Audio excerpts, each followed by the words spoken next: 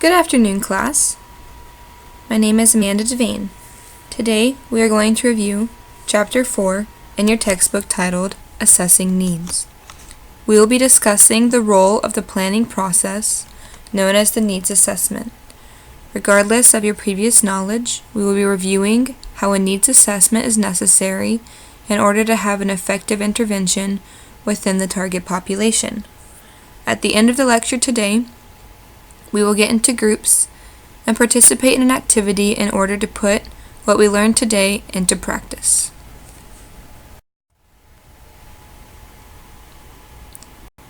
By the end of class today, I hope you complete the following objectives.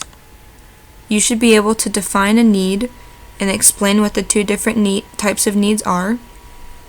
Along with defining a need, you also should be able to define a needs assessment and explain why it should be completed at the beginning of the planning process when developing an intervention. You will then be able to determine the questions that a needs assessment will answer in terms of a health education program. When it comes to collecting the data within the needs assessment, you will be able to define both types of data one might collect, and then list the advantages and disadvantages of each data type. Finally, you will be able to explain how to conduct a needs assessment using the 6-step process.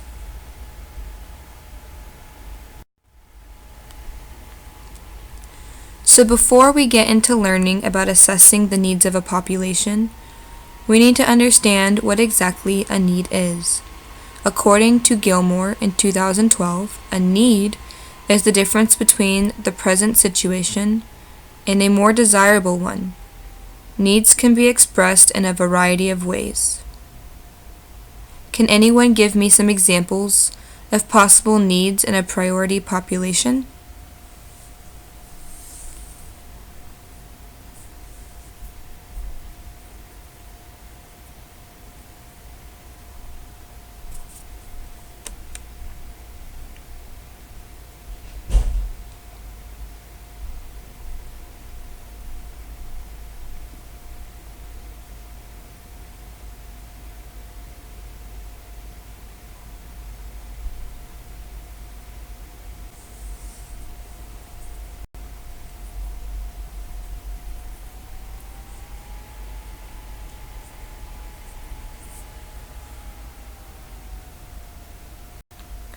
Thank you. Those were great examples.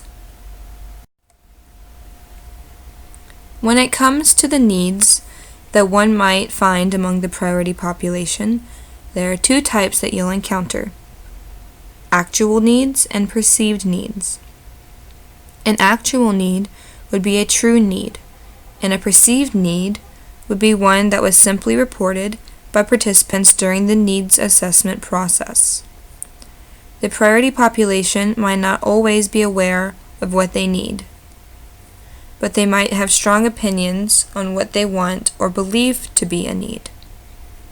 It is not essential that we distinguish whether needs are actual or perceived, but it is imperative that we identify all needs in order that they all be addressed during the program planning process.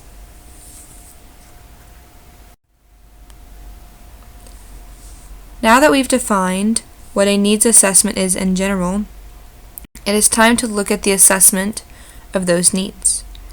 Gilmore 2012 says that a needs assessment is a planned process that identifies the reported needs of an individual or group.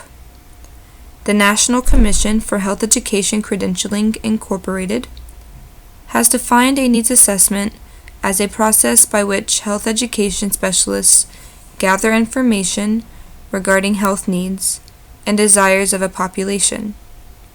By examining the different definitions given to us by multiple sources, we can grow in an understanding of what is expected from a needs assessment.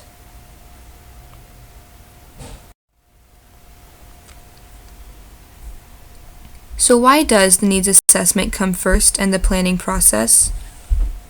Well, to start out, it is simply the most logical place to start. Before someone can fill a need, they must identify what exactly that need is. Secondly, a needs assessment ensures the appropriate use of the planning resources. Unless you take the time to figure out which needs are most essential, you'll waste time and resources on unimportant programming. The third reason is that a needs assessment prevents us from misdirecting the attention of our program on a health problem that isn't of utmost importance. For example, instead of focusing our attention on seatbelt use among children, we might focus it on helmet use. Both are important, but motor vehicle accidents are the leading cause of death among adolescents over the age of 4. Therefore, it is more imperative that we focus on seatbelt use rather than helmet use during this age and time. Reason number 4 is that it determines the ability of a community to address the needs. The fifth reason is that it provides a focus for an intervention that will meet the needs of the priority population most effectively. And finally, by assessing the needs of the population, we will have a reference point for future assessments to look back on.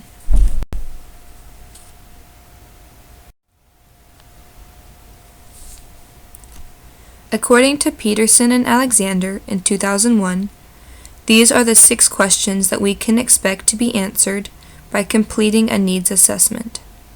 The following 6 questions are: who is the priority population? What are the needs of the priority population?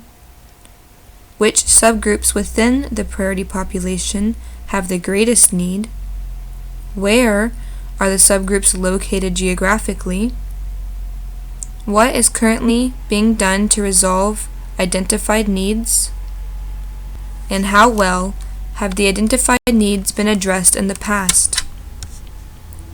Now that we know what the questions are, how should we go about answering them?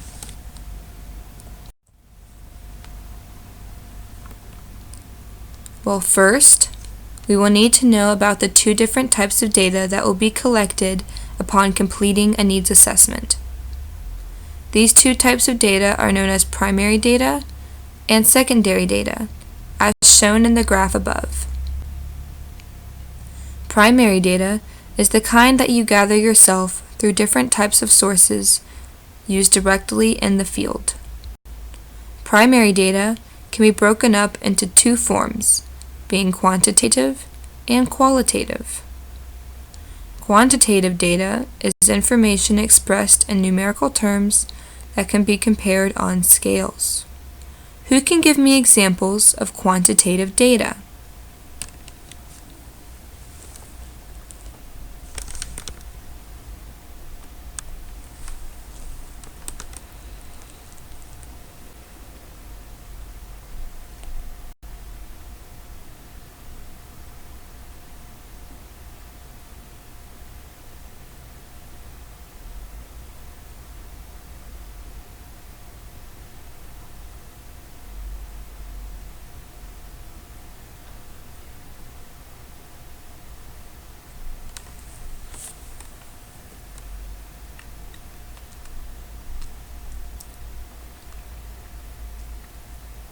Great job, thank you.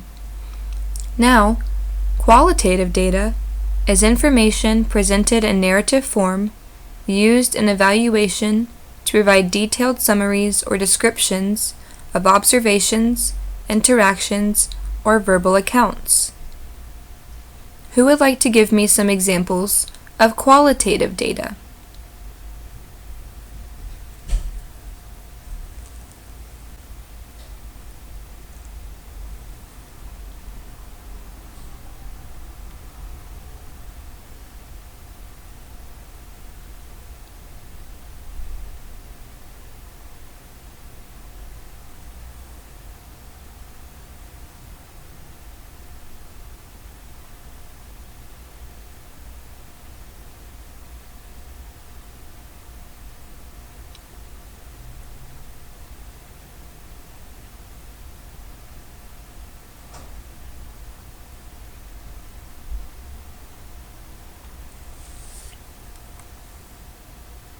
Those were great examples. Thank you. Secondary data is information that you get from other sources that have already been published and made available for outside use. When using secondary data, you must reference the publisher correctly in order to avoid plagiarism. Where are some locations in which you have found secondary data?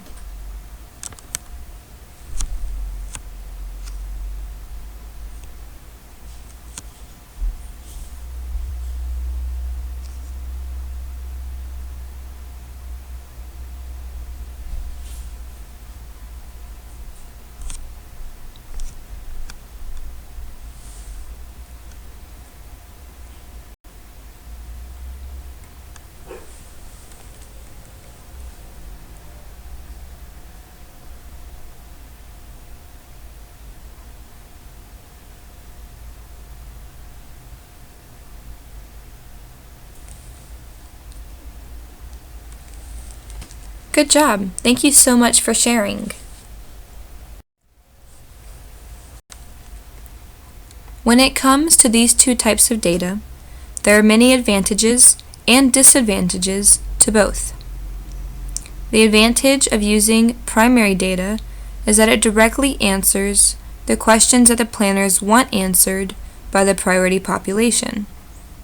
However, the disadvantage to using primary data is that it can be quite expensive and take a long time to complete. Secondary data has two advantages, being that since the data already exists, there is minimal collection time and it's usually inexpensive to access. The disadvantage of using secondary data is that the information that you collect might not identify the actual needs of the priority population. There are a few reasons that could lead to this result. It could be how the data was collected, when it was collected, what variables were used during the collection, or from whom the data was collected. It is very important to make sure the secondary data is actually pertinent before applying it to the program.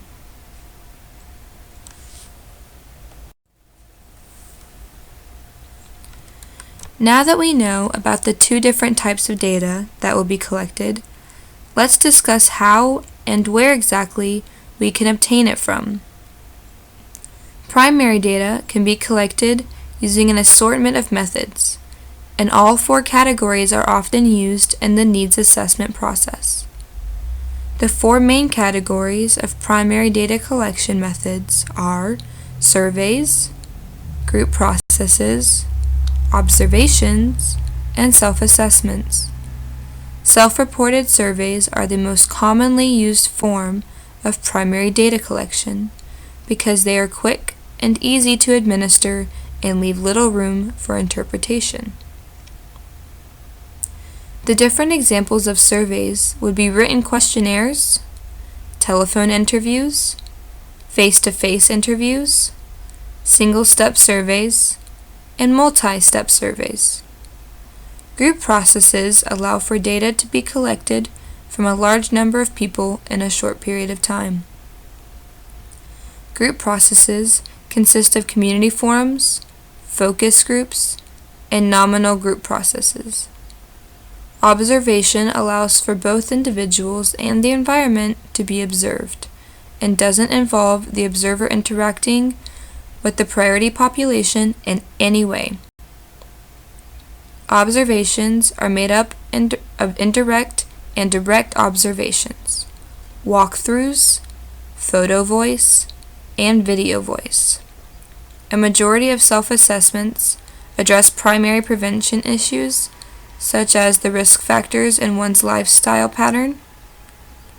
Self-assessments are very convenient because there is no interviewer bias, minimum staff time is required, and they are easy to administer. A few examples of self-assessments could be breast self-examinations, testicular self-examinations, self-monitoring for skin cancer, and health assessments. Health assessments include instruments known as health risk appraisals or health risk assessments, health status assessments, various lifestyle-specific assessment instruments, wellness and behavioral habit inventories, and disease status assessments.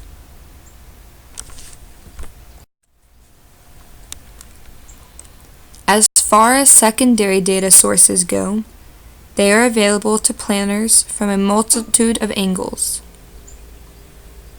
The four main sources include data collection from governmental agencies, non-governmental agencies and organizations, existing records, and literature. Data collection from government agencies come from multiple levels, including federal, state, and local agencies. Non-governmental agencies and organizations might include healthcare systems, voluntary health agencies, and/or businesses. Examples of existing data could be health data that was collected as a product of service efforts, managing a clinic, or an immunization program. Planners can review current literature about priority populations by going through PsycInfo, Medline, or ERIC, which stands for the Education Resource Information Center.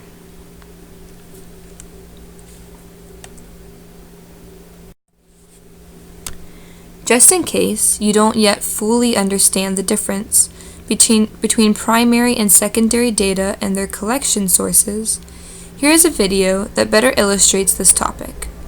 This is a 1.5-minute long video created by Dan Connolly that uses graphics to better visualize the difference between primary and secondary data as two forms of research methods. Please watch the screen above.